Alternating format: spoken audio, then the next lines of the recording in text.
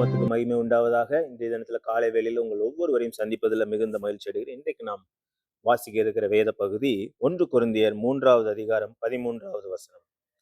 அவனவனுடைய வேலைப்பாடு வெளியாகும், நாளானது அதை விளங்க பண்ணும். ஏனெனில் அது அக்கினியினாலே வெளிப்படுத்தப்படும். அவனவனுடைய வேலைப்பாடு எத்தன்மையுள்ளதென்று அக்கினியானது பரிசோதிக்கும்.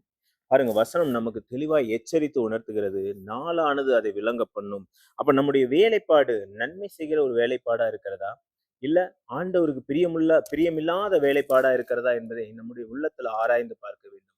இந்த ஒவ்வொரு நாளும் நம்ம வசனத்தை கேட்கிறோம், சத்தியத்தை கேட்கிறோம், சபைகளுக்கு செல்கிறோம், வசனங்களையும் சத்தியத்தையும் கேட்கிறோம். அப்போ நம்ம பண்ணுகிற காரியங்கள் ஆண்டவருடைய சமூகத்துல பிரியமுள்ள காரியமா இருக்கிறதா அப்படி என்பதை நம்ம எல்லா சூழ்நிலையிலும் ஆராய்ந்து பார்க்க கடமைப்பட்டிருக்கிறோம்.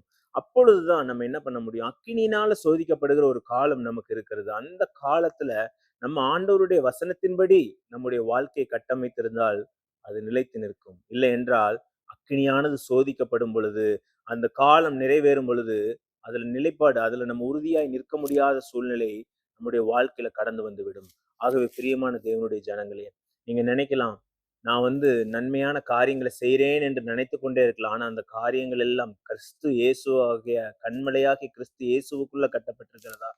நம்முடைய வாழ்க்கை முறை ஆண்டவருக்கு பிரியமுள்ள வாழ்க்கை முறையா இருக்கிறதா?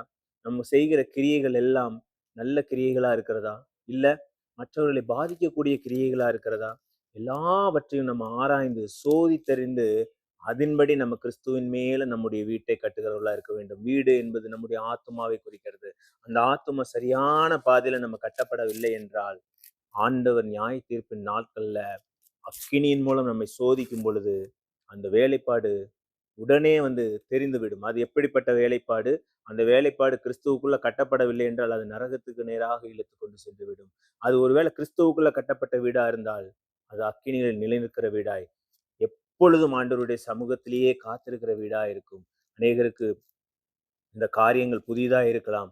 ஆதலால் கண்மலையாகிய கிறிஸ்துவுக்குள்ள கட்டப்படுகிற ஒரு அனுபவம் கொண்டவர்களை உங்களுடைய வாழ்க்கை முறையை மாற்றிக்கொள்ளும்படி மிகுந்த தாழ்மையோட கேட்டுக்கொள்கிறார். அப்பொழுது அக்கினினால் ஆண்டவர் புடமிட்டாலும் அந்த புடமிடுகிற சமயத்துல நீங்க பொன்னாய் விளங்க பண்ணுவார். இல்லை என்றால் கண்டதையும் வைத்து கிறிஸ்துவில் அல்லாமல் அநேக காரியங்களை கலவைகளா இல்லாமல் நம்முடைய வீட்டை கட்டுவோமே ஆனால், நம்முடைய ஆத்மாவை கட்டுவோமே ஆனால் அதன் முடிவு ஐயோ என்று சொல்லப்படுகிறது.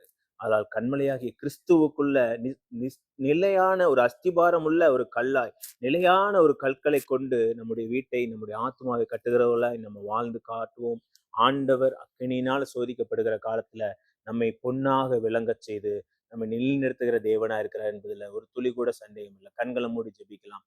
ஆண்டவரே, நன்றியோடு துதிக்கிறோம், ஸ்தோத்தரிக்கிறோம் சுவாமி. இந்த காலை வேளையில் எங்களை நாங்களே ஆராய்ந்து பார்க்க உம்முடைய சமூகத்தில் நாங்கள் கடந்து வந்திருக்கிறோம் சுவாமி. நாளானது அதை விளங்க பண்ணும் என்று அப்பா உம்முடைய உம்முடைய வசனம் எங்களுக்கு தெரிவிக்கிறது ராஜா. அப்பா, அந்த நாள் விளங்க பண்ணுகிற நாட்கள்ல அப்பா நாங்கள் கண்மலையாகி கிறிஸ்துவின் மேல கட்டப்பட்டவர்களா இருக்க கர்த்தர் உதவி செய்யுங்க. அப்பா, நாங்கள் உலக வேலைப்பாடுகள்ல அல்ல அப்பா, எங்களுடைய இச்சைகளின் படி அல்ல, எங்களுக்கு பிரியமான வழிகள்ல அல்ல ராஜா.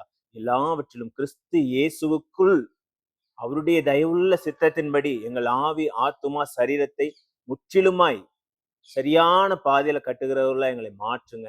ஏசப்பா, அங்கு கொஞ்சம் இங்கு கொஞ்சம் என்று எங்கள் ஆத்துமாவை நாங்கள் இழந்து போய் விடாதபடி, அது பரிசோதிக்கப்படுகிற நாட்கள்ல நாங்கள் நின்று விடாமல் அப்பா, விழுந்து விடாமல் நிற்கும்படி தேவநாயகத்தை எங்கள் ஒவ்வொருவரையும் காப்பாற்றி அருள வேண்டுமாய் ஜெபிக்கிறோம் சுவாமி. இந்த வேளையில நாங்கள் ஒவ்வொருவரும் ஆராய்ந்து பார்க்கிறோம்.